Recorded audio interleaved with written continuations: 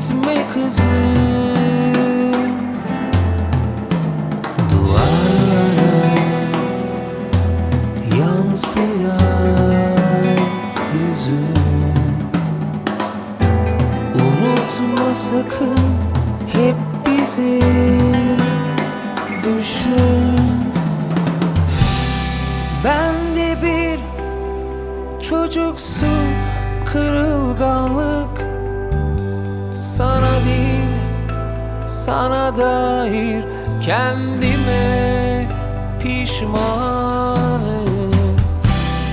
Biliyorum uzak değil aydınlık, yine de zor geliyor. Ah bu ayrılık,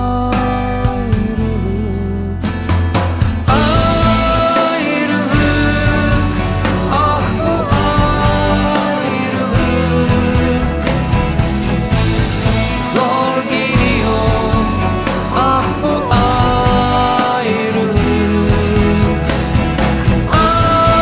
Ayrılık, ah bu ayrılık. Zor geliyor, ah bu ayrılık.